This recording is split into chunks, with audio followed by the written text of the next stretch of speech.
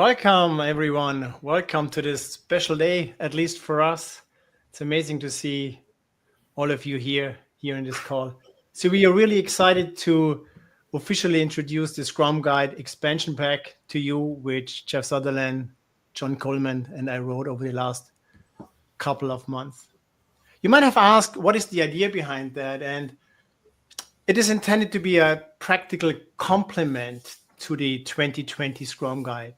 It clarifies, it extends, and it aligns with the Scrum in realities where we often see it now these days with modern product development and the new available technologies we see coming up. So the Scrum Guide itself still remains definitive, but it can be at occasions a little bit be opaque. So while books about Scrum really help us to understand it, how to apply it in certain contexts, they still don't often go deeper enough into clarifying what Scrum is really all about. So we strongly believe that this document will fill this gap and explain a little bit more behind the ideas behind Scrum in certain contexts and how to apply it.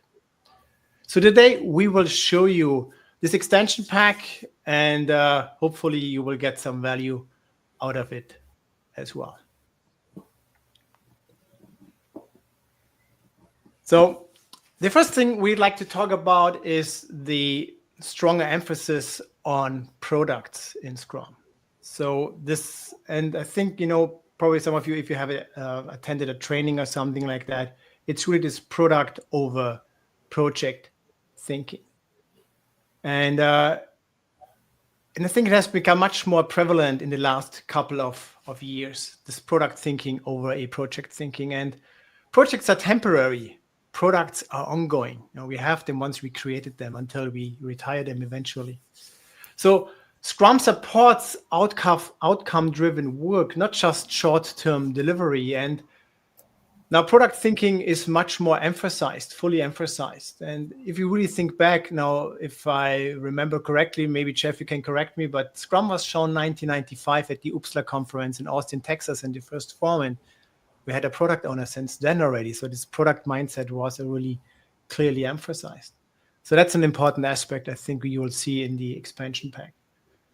Now, the developer is now a product developer in this context as well. So a developer, there was always this confusion, developer equals programmer.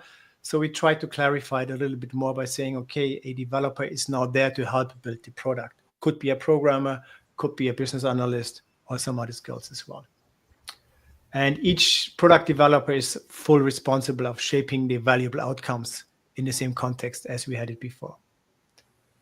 There's also a clear emphasis now much more on outcome over output. So Scrum isn't really about just delivering features, the amount, the output.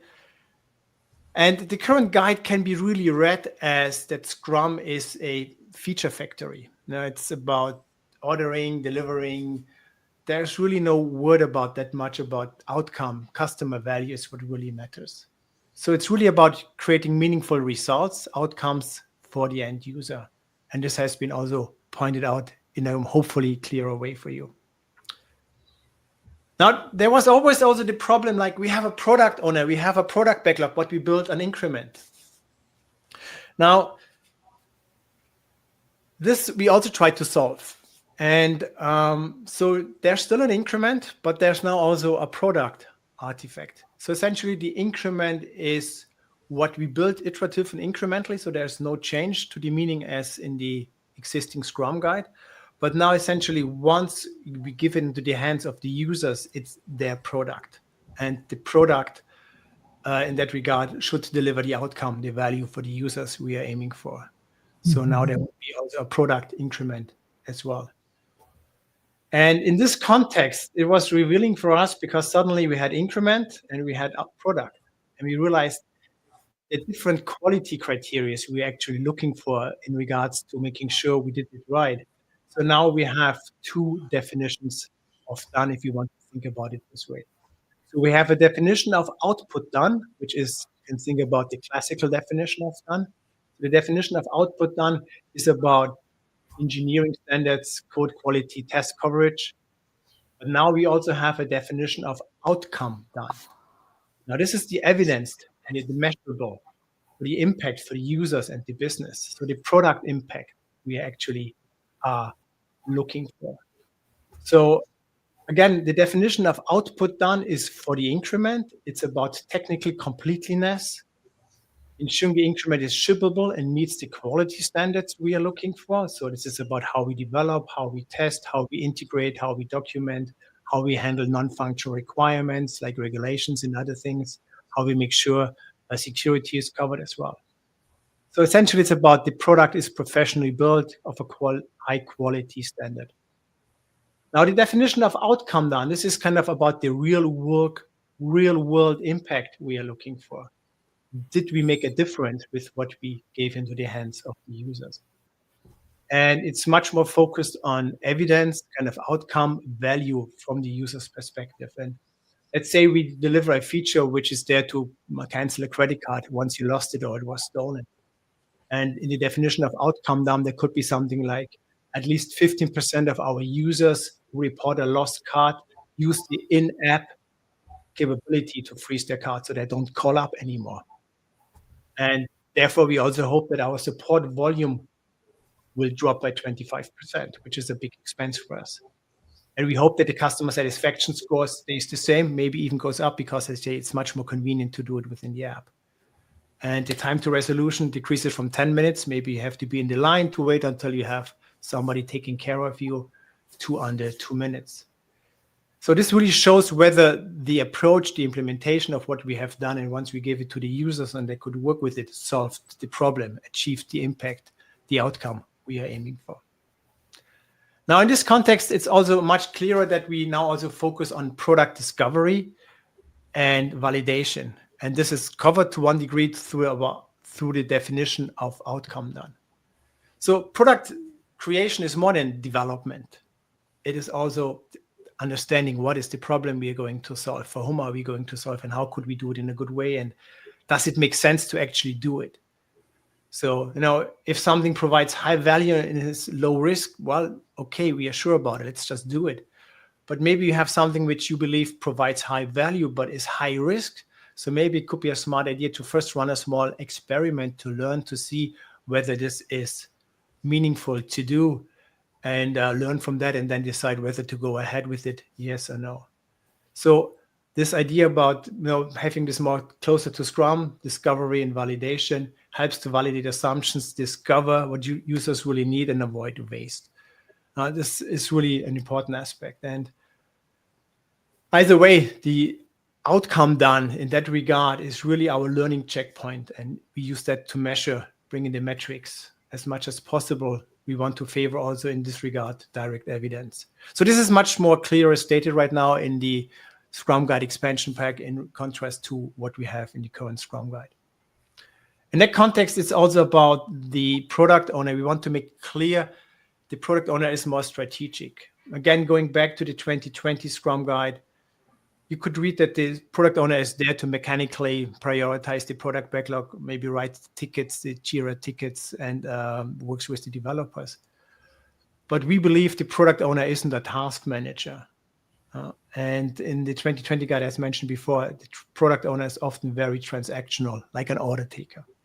So they should become strategic leaders, really balance the vision, work with the evidence, have some ideas, leverage emergence, and make smart decisions based on that. So, and a product owner shouldn't really be afraid to do product management work, because that's what it boils down in the end of the day anyway. Now, vision is back. I always sensed in my trainings that people got confused about the product goal and the vision, and there wasn't too much mentioned about that. So vision is back, and think about the vision as the long-term goal, something which might take years to get there. Now, the product goal, we think it's more midterm. Personally, for me, I think along the time frames of 4 to 6 months, somewhere here like that. And so you have the long-term commitment of the vision, the next one, product goal, and then you have the smaller commitments in regards to the sprint goals, and always kind of anchoring going forwards along those lines. The other thing which came back are the acceptance criteria. They weren't mentioned. And again, there was confusion about that. And often what I also saw is that there was a confusion between what is the definition of done, what are acceptance criteria. And now we clearly describe what acceptance criteria are, feature fitness, but also now hopefully that helps to distinguish between now the definition of output done and the definition of outcome done to make that clear and easier to understand. And then in context, what's also explained now are product backlog items.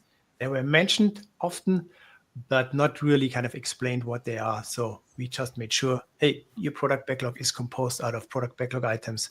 And usually these are the attributes you see in there.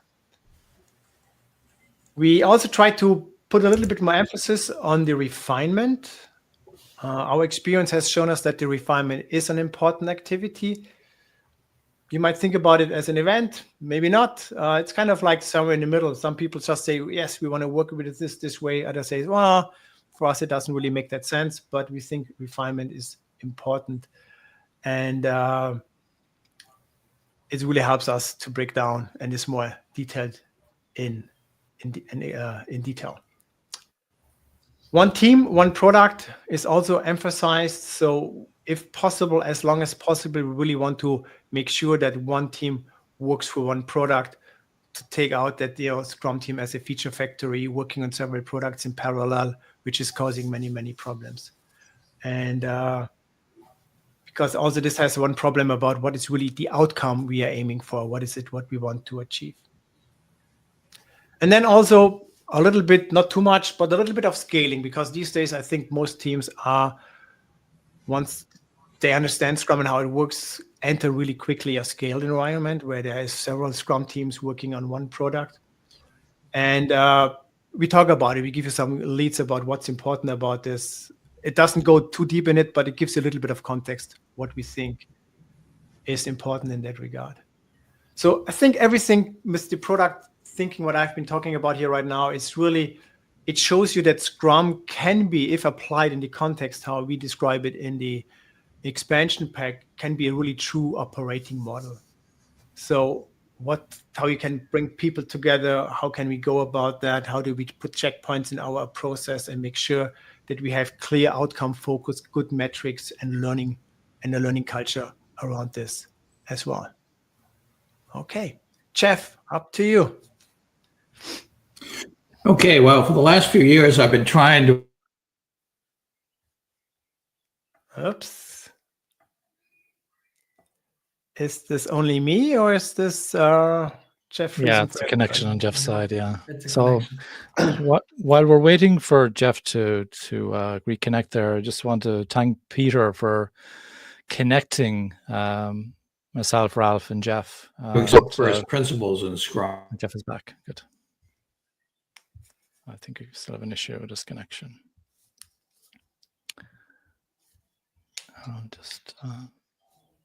So anyway, Peter was the link person. He connected.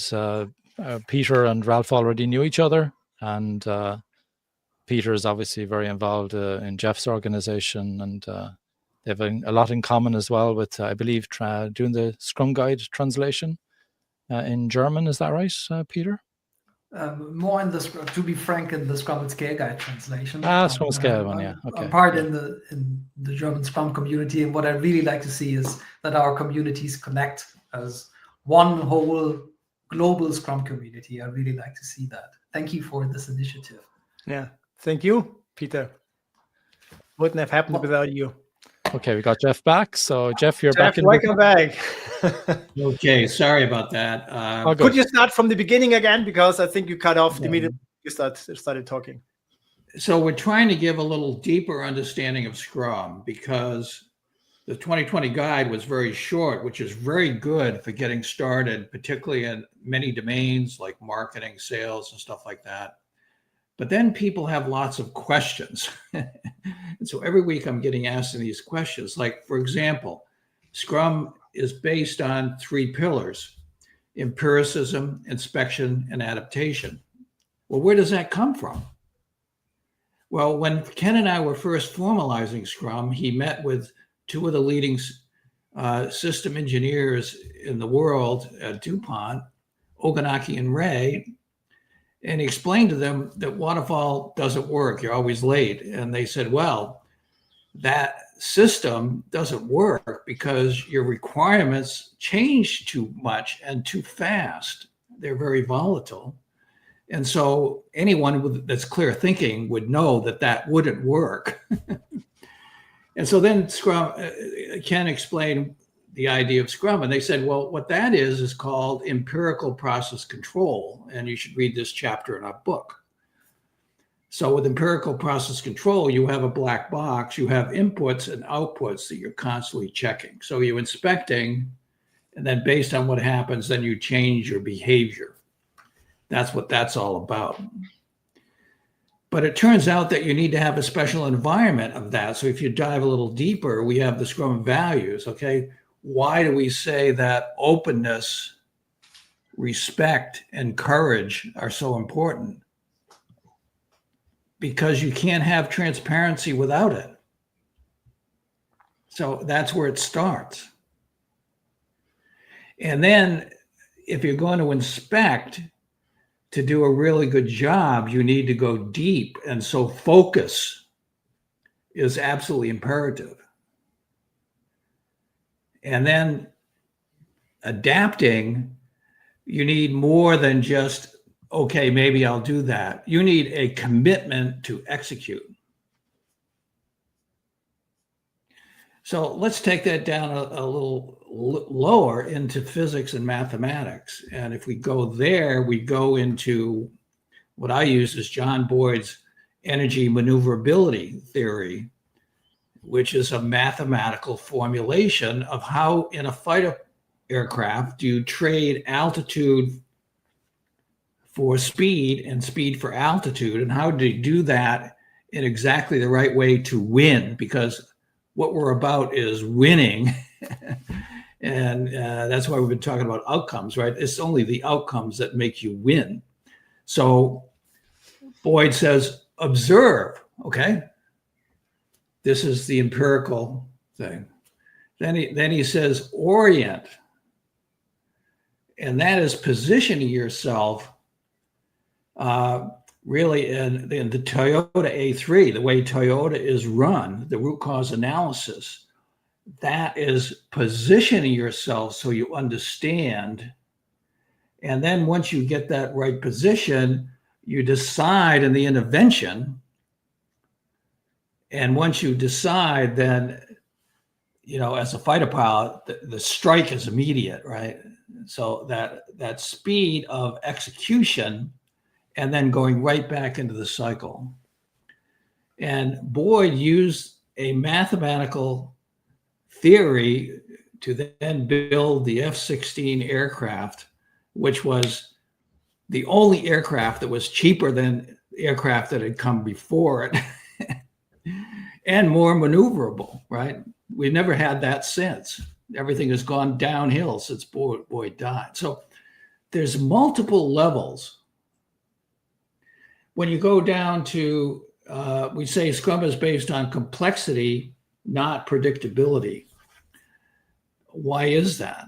It's because things are complex. Things are unpredictable. Requirements are rapidly changing.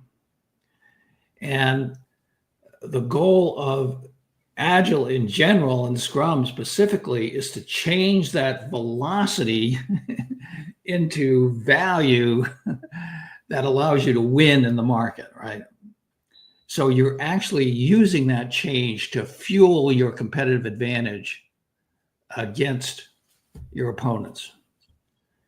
And so that forces us is into rapid short cycles.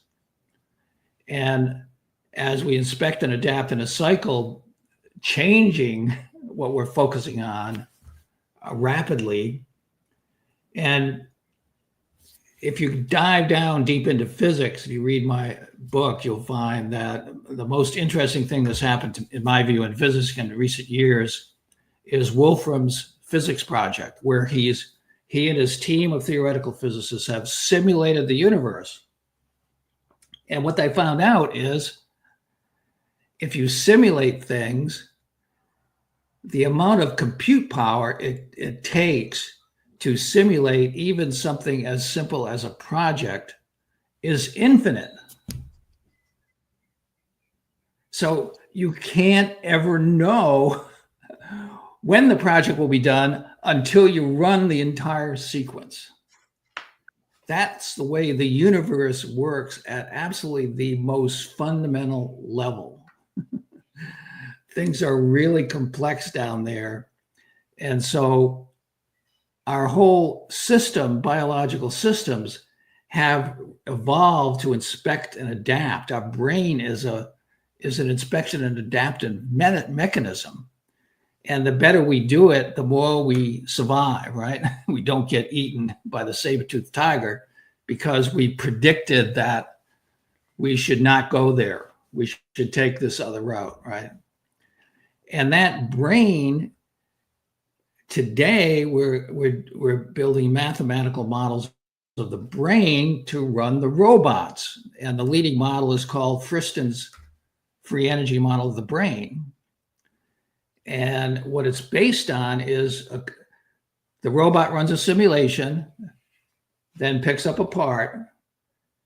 If something fails, they drop the part, then the simulation broke. Now the robot's got to step back and recalculate. That breakage is called Bayesian surprise. It's a statistical term. And to make the robot run well, we need to minimize Bayesian surprise. So in the background, what I'm trying to get just a little bit into the expansion pack is that the whole point of Scrum is to minimize Bayesian surprise, because when you come to the end of a sprint, if you're not done, now you've got management upset, you've got customers unhappy, the team's depressed. The cost of that Bayesian surprise, the replan, eats up all your ability to improve, and you flatline the Scrum. So there's a pattern. I've been trying to push more of the patterns into the expansion pack called teams that finish early accelerate faster. And that's because the venture groups I work with simulated or actually ran thousands and thousands of sprints and analyzed huge data set to figure out what makes a great team better than an average team. And there's only one point they could find. Great teams finish the sprint early. Average teams are not done with every story in the sprint at the end of the cycle. And that creates Bayesian surprise, which makes the robots not work, and it makes the Scrum team not work. So dealing with complexity, you have to understand not just the Citizen model, which is baked into the expansion pack, but you need to understand the human mind. You need to understand neuroscience, how people work. And in the world of AI, what we find, I've been running with an AI team, you need multiple AIs. And once you get multiple AIs, they have the same problem as any Scrum team. If they don't talk to one another, they don't perform. So one of my biggest challenges with my AI team has been in building a new product. They took 5 weeks to generate the first release full time. It was heads down with them, 6 AIs. It was painful. Coming into the second release, I was able to teach them the collaboration that we find in Scrum, and they immediately accelerated 500%. They were done in release 2 in 1 week. Release 1 took 5 weeks. And I said, wow, this is the same as happened to the first Scrum team at Easel. Once we figured out the daily meeting and how to collaborate, in 1 sprint, we accelerated 500%. So you actually have to teach the AIs how to do Scrum, and it's very logical to them. And one of the points we want to make in here is that today you really need to be pairing with an AI if you're coding. The level of coding right now. Gemini 2.5 Pro is my lead coder right now. It's at the level of a senior PhD developer.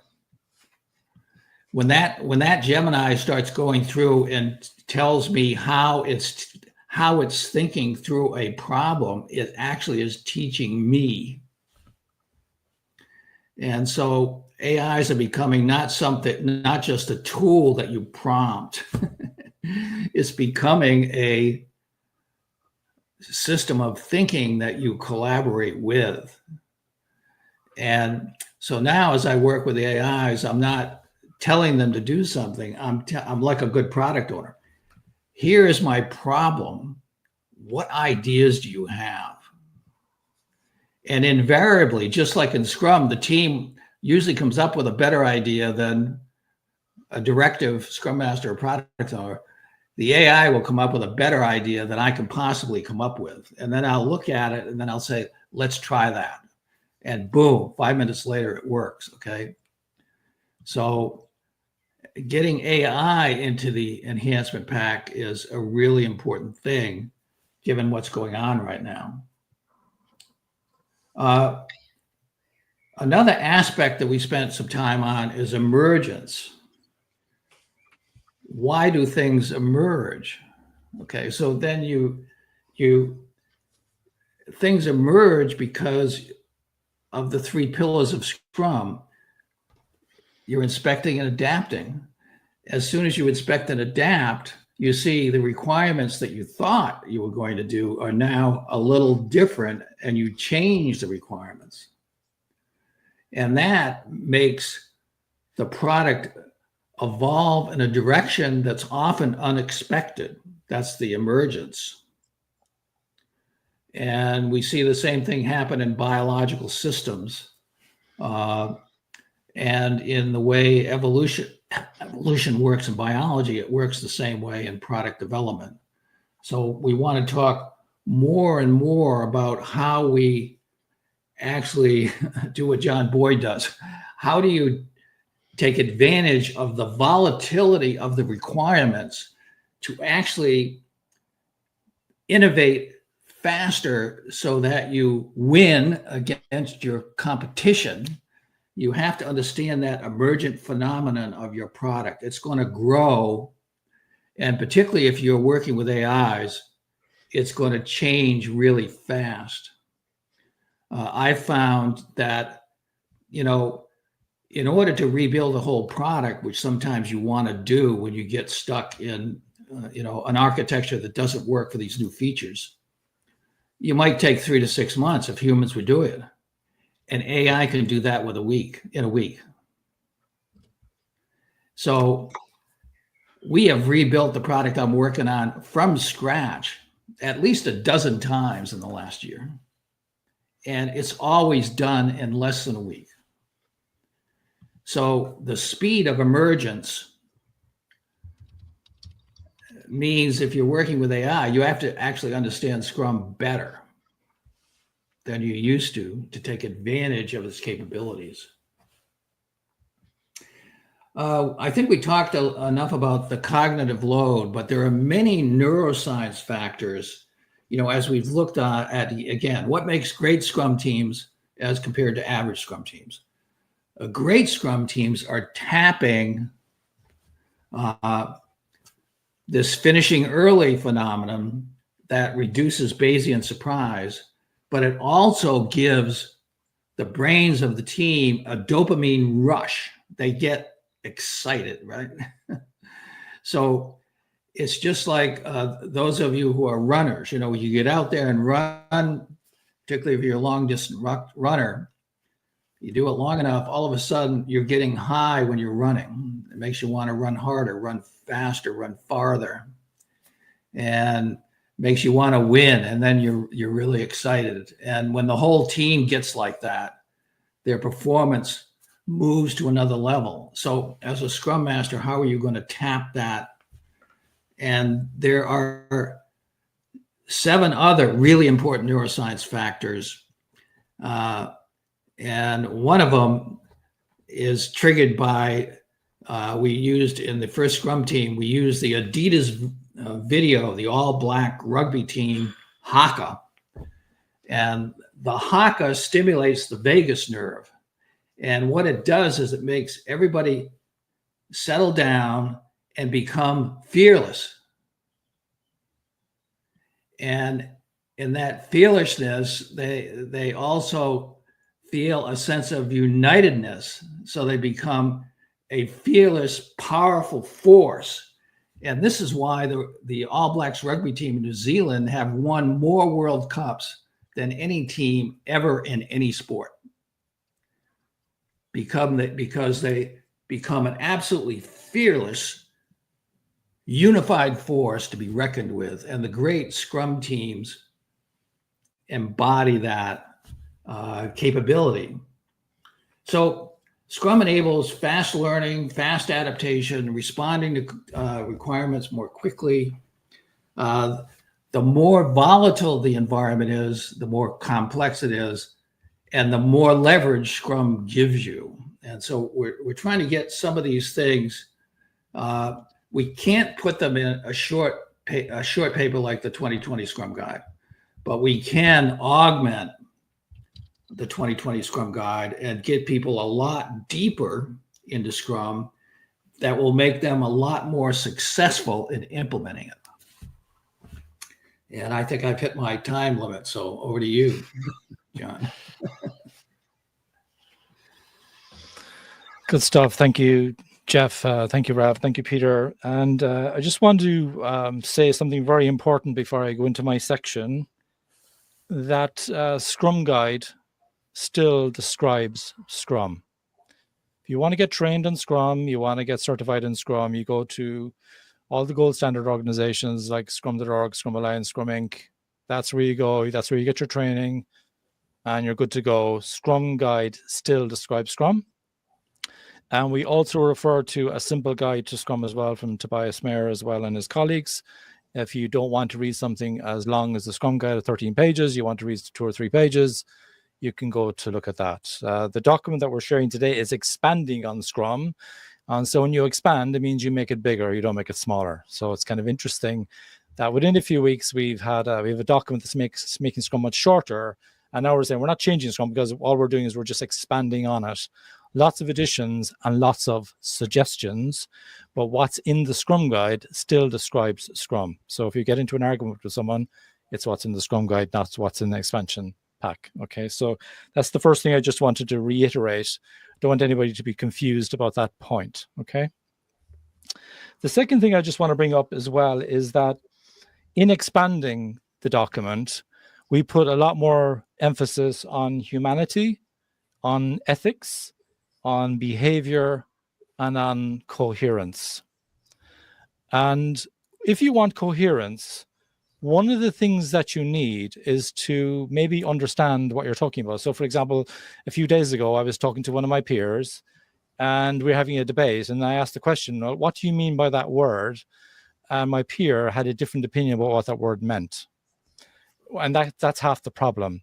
So what we've done in this document is if we felt a word wasn't absolutely clear and understood, well, we said, well, okay, how about we explain it? And so product is defined.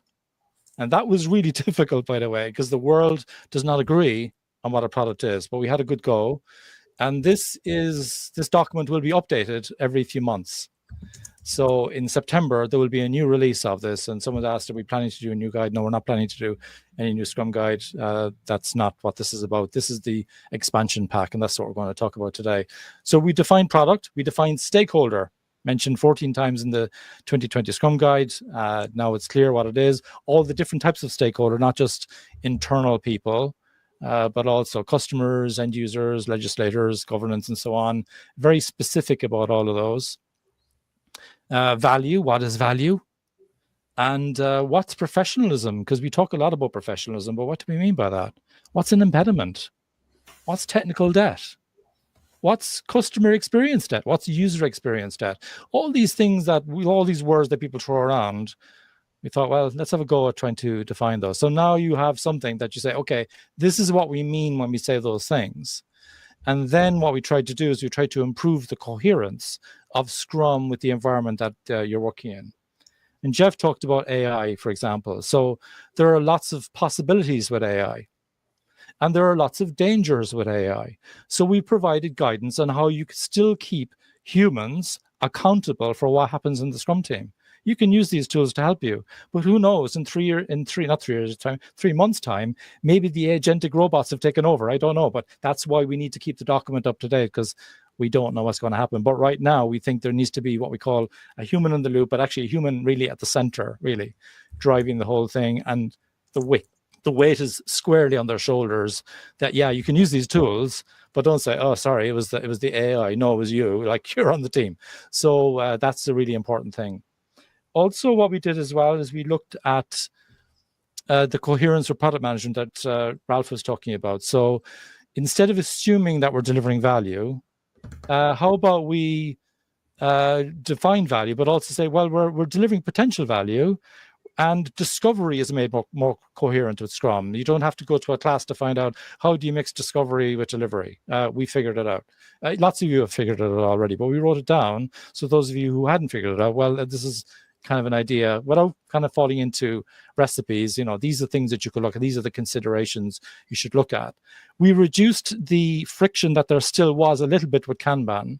So Jeff talked about finishing work early, which is a really important thing, actually, finishing work early.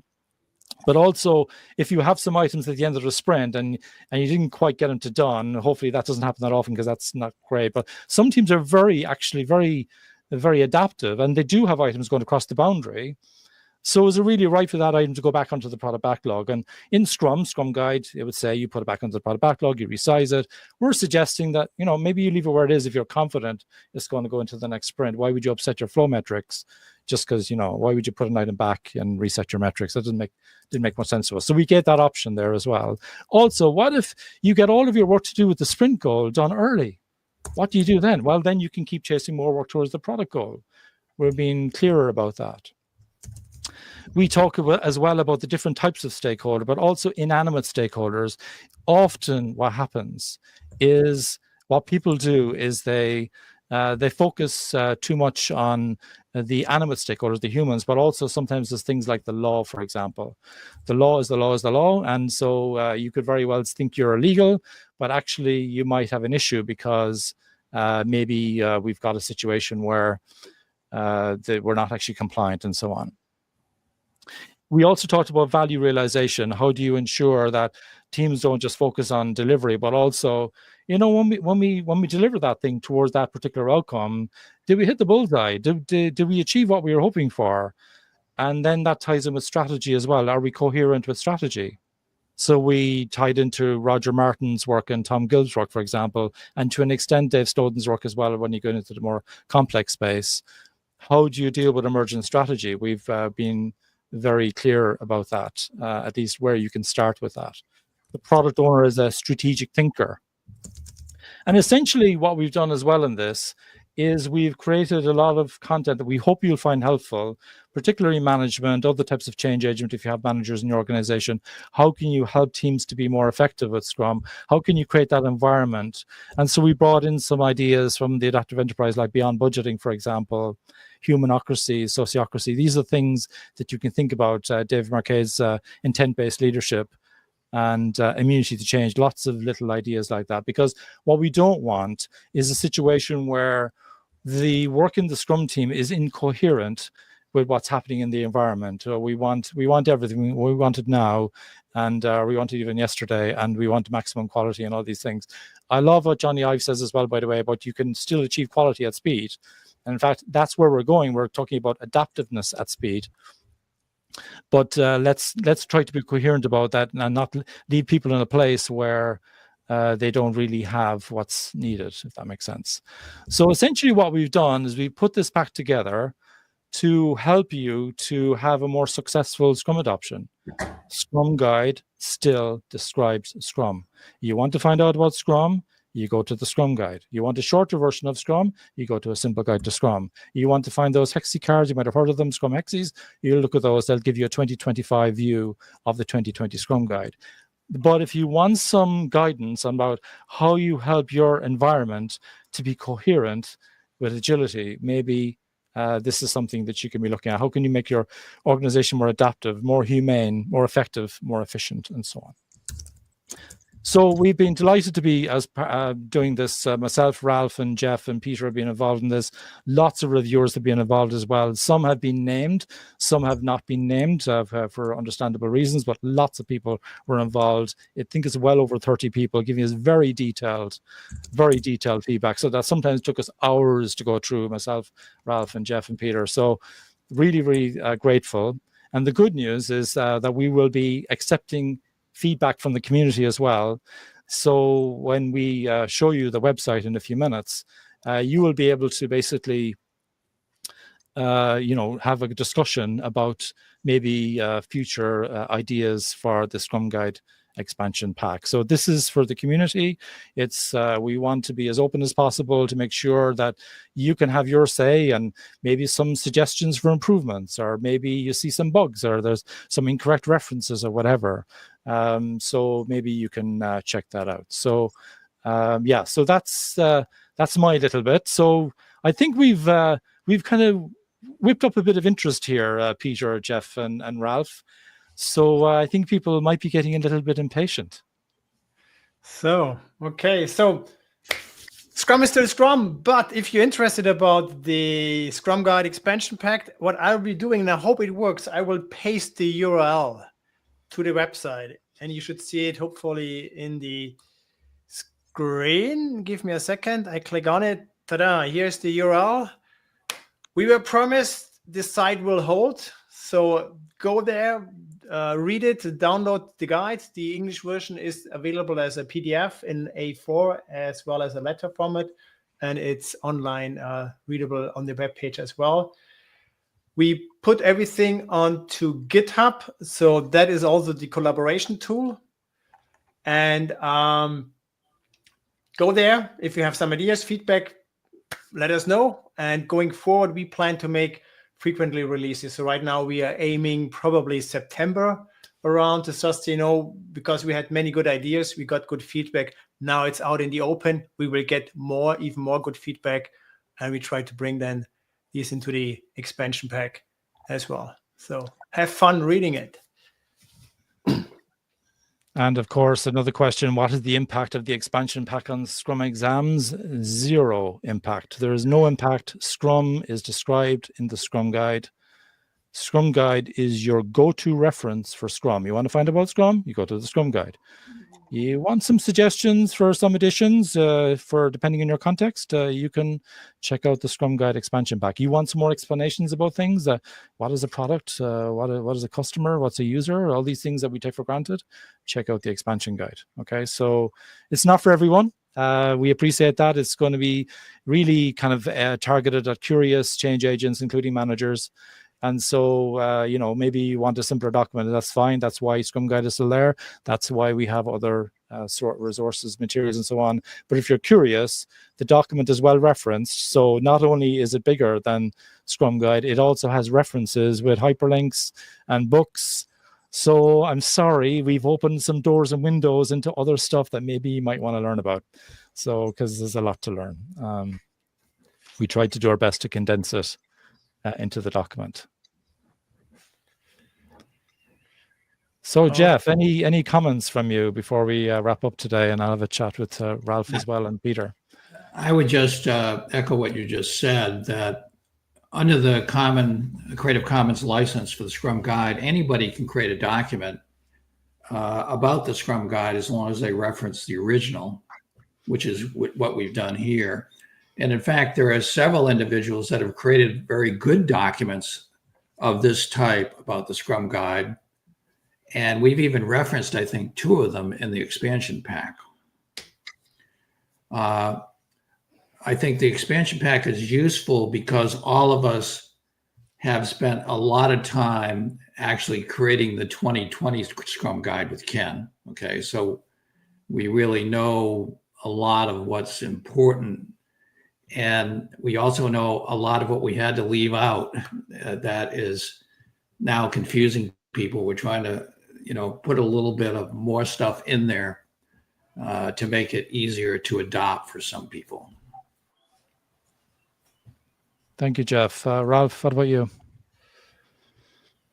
Well, it was an interesting journey. So it started off with the working on the Scrum.org axis, realizing things have moved on since 2020, and going through all of that and working with we reached out to all trainers from different organizations, people using Scrum on a daily basis, other people collecting the feedback, bringing all of that in here, and it was a really interesting journey, which started probably last year in August, so it took us quite some time. So there's lots of manpower, lots of work, weekends, nights in there. So hopefully you get something out of it. And if there's something you don't like, something you want like to have changed, go to GitHub and let us know about it. We didn't emphasize that this is going to be an evolving document, something that I've always wanted to do, and it's going to go up on GitHub, right, John? So yeah, that's right. Anybody can submit a proposal for change to GitHub, or if they don't know how to use GitHub, they can probably send it to us. And so, John, you're thinking maybe quarterly updates to this document are kind of standard. Things are evolving too fast right now, in my view, to not evolve this document on a regular cadence. Yeah. It should be a living document, going with the time, new ideas, new technology, whatever emerges, we'll handle it. We want to handle it. So Peter, what about you? Any closing comments from you? Well, we always say that in the Scrum Guide, there are the rules of the game, but it doesn't make you a great team. We hope that the Scrum expansion pack will make you a great team and a great organization. I'm really looking forward to the impact of this document. Thank you, Peter. And for me as well, and I think for a lot of trainers and consultants out there as well, I think it'll kind of bring up the level of our conversations where the basics are understood well. And instead of maybe people coming to people like ourselves here on this live stream, maybe what's happening is you already understand all those really good topics, and now you're trying to up your game to the next level. How can we actually improve the coherence of our Scrum adoption and other types of adoption in your organizations? How can we work better with product management? How can we use these AI tools? How can we make sure that we've got a humane environment where people can be effective at the lowest costs and be really adaptive to market needs, and not just external customers and users, but also internal stakeholders, because there's a level of tension as well also with internal stakeholders.